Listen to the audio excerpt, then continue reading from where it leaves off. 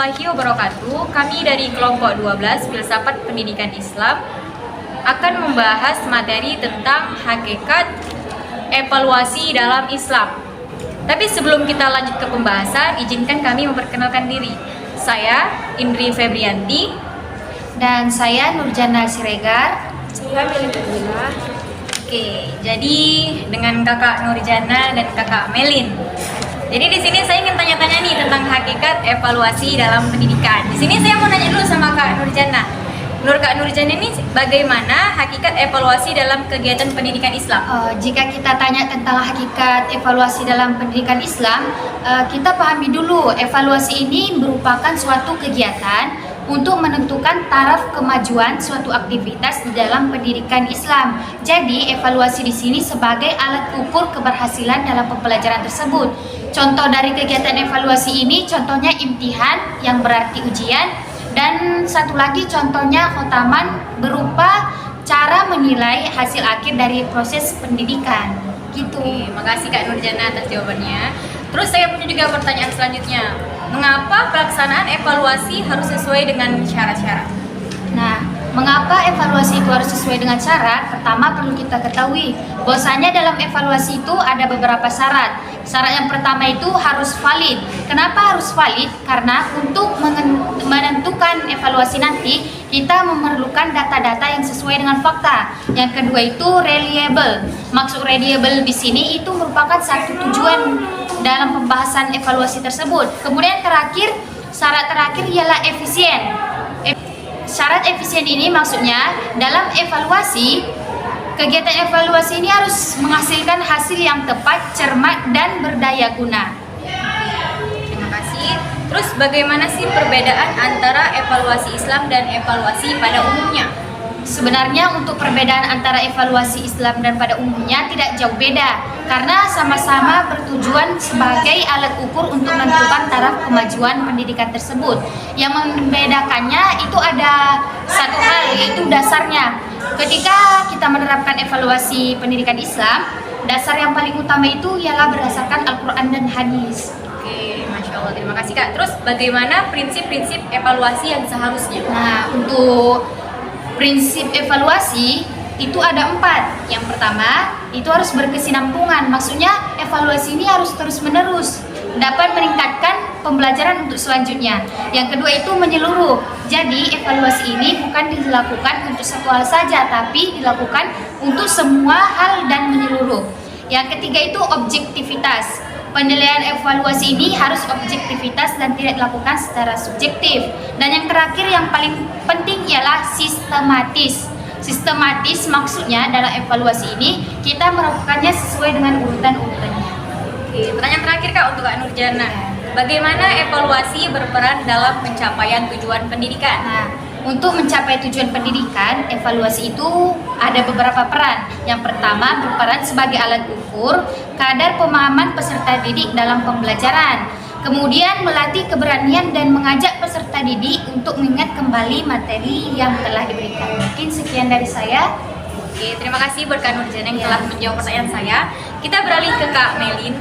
Saya punya 5 pertanyaan juga untuk Kak Melin. Yang pertama, mengapa sih evaluasi itu diperlukan dalam pendidikan? Nah, evaluasi sangat diperlukan dalam pendidikan karena evaluasi sendiri merupakan kegiatan yang terencana untuk mengetahui keadaan sesuatu objek dengan menggunakan instrumen dan hasilnya dibandingkan dengan tolak ukur memperoleh kesimpulan. Dengan melakukan evaluasi bisa menilai apakah pendidikan ini sudah berjalan dengan baik atau belum. Oke, pertanyaan selanjutnya Kak Melin. Bagaimana tujuan evaluasi dalam pendidikan Islam? Nah, tujuan evaluasi sendiri yaitu untuk mengetahui kadar pemahaman anak didik terhadap materi pelajaran, melatih keberanian dan mengajak anak didik untuk mengingat kembali materi yang telah diberikan. Oke, pertanyaan selanjutnya, bagaimana sih fungsi evaluasi dalam pendidikan Islam? Fungsi evaluasi pendidikan Islam adalah membantu anak didik agar ia dapat mengubah atau mengembangkan tingkah lakunya secara sadar, serta memberi bantuan padanya cara untuk meraih suatu kepuasan bila berbuat sebagaimana mestinya. Oke, pertanyaan selanjutnya untuk Kak Melin, bagaimana sistem evaluasi dalam pendidikan Islam?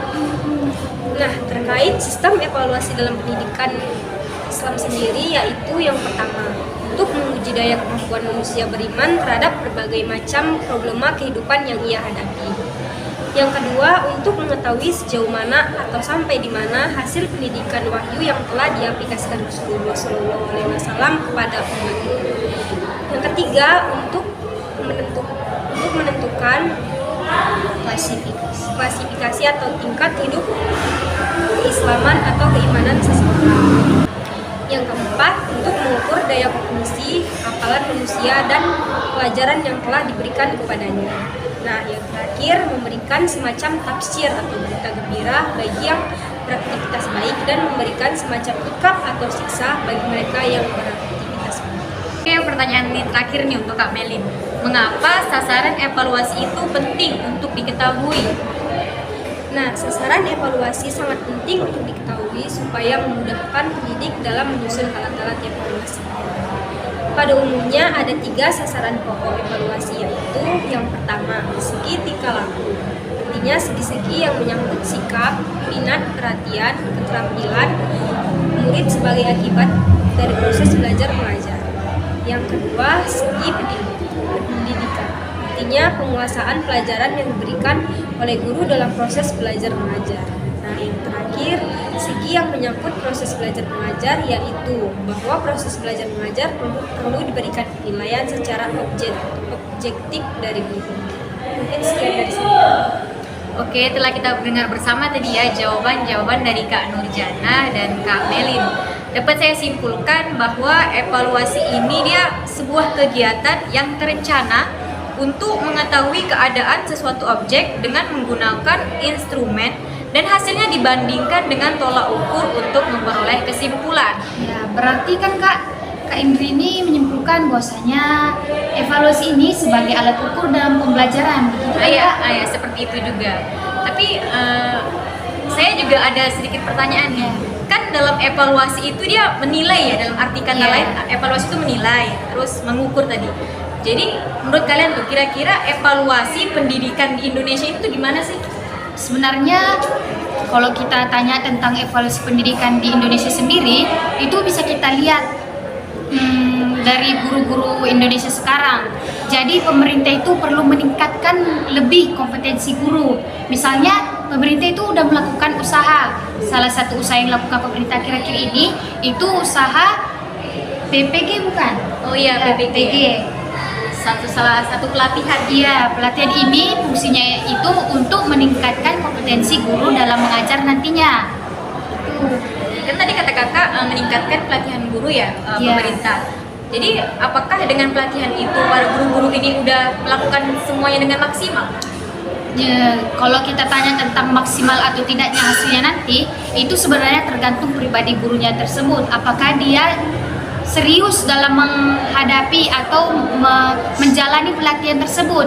Jika guru tersebut serius, maka nantinya hasil pembelajaran akan diperoleh secara maksimal. Jadi untuk hal seperti ini perlu kesadaran diri sendiri bagi tenaga pendidik dan pendidikan di Indonesia sendiri. Oke, dari kita dengar jawaban Kak Nurjana, ini berarti membuktikan bahwa evaluasi itu sangat penting, sangat dibutuhkan dalam pendidikan. Kesimpulan berikutnya, Kak. Kesimpulan berikutnya itu adalah tujuan evaluasi pendidikan Islam, di mana program evaluasi ini bertujuan untuk mengetahui kadar pemahaman anak didik terhadap materi pembelajaran yang kegunaannya itu untuk melatih keberanian dan mengajak anak didik untuk mengingat kembali materi yang telah diberikan. Kira-kira nih dari pernyataan saya ini, ada tidak kejanggalan-kejanggalan gitu di hati kakak tentang tujuan evaluasi pendidikan Islam ini? Nah, sebenarnya untuk tujuan evaluasi tersendiri itu bukan hanya untuk mencapai tujuan kesuksesan peserta didik saja, tapi evaluasi ini juga dilakukan untuk para guru. Misalnya evaluasi selain evaluasi ujian untuk anak murid, evaluasi ini juga dilakukan kepada guru-guru. Yang membimbing evaluasi ini itu kepala sekolah. Jadi peran kepala sekolah ini sebagai pemimpin yang mengontrol berjalannya proses evaluasi tersebut. Ya, saya dengar tadi jawaban Kak Nurjana kan. Terus apa nih timbul pertanyaan di hati saya. Jadi kira-kira pelaksanaan evaluasi itu perlu nggak? Gimana ya maksudnya? perencanaan evaluasi dalam evaluasi pendidikan itu tidak sebuah rencana atau langkah-langkah awalnya itu seperti apa gitu? Tentunya perlu, karena kan evaluasi ini seharusnya itu perlu dilakukan setiap semester, karena kan sistem sekolah kita di Indonesia ini 6 semester ya Kak Meli? 6 semester, 1 semester 6 bulan ya kan? Ya, jadi perlu itu kepala sekolah lakukan evaluasi tersebut. Pertanyaan tadi Kak? Apa dalam evaluasi itu pelaksanaannya itu bagaimana? Langkah-langkah awalnya itu seperti apa? Iya, langkah awalnya itu ya. Nah, pertama tadi kita sudah ada menyebutkan beberapa prinsip dalam evaluasi. Yang pertama, langkah-langkahnya itu kita harus memastikan bahwa data-data dalam proses evaluasi itu merupakan fakta atau kebenaran, yaitu datanya itu harus valid. Yang kedua itu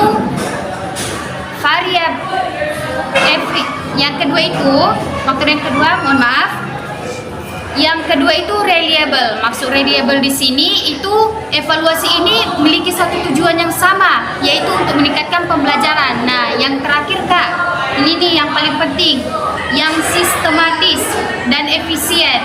Jadi, hendaknya kita merencanakan evaluasi ini menghasilkan hasil yang betul-betul berdaya guna, cermat dan tepat. Kak, Terima kasih. Mungkin sampai di sini mungkin ya bincang-bincang kita, atau ada lagi nih yang masih ingin disampaikan kepada teman-teman? Dan mungkin sekian Kak Meli dan Kak Meli juga cukup. Oke semuanya, mungkin ini saja yang dapat kami sampaikan tentang hakikat evaluasi dalam Islam. Kami sendiri mohon maaf yang sebesar-besarnya bila ada kesalahan kata, karena kami juga masih dalam tahap pembelajaran. Saya akhiri dengan wabillahi taufiq wal hidayah. Wassalamualaikum warahmatullahi wabarakatuh.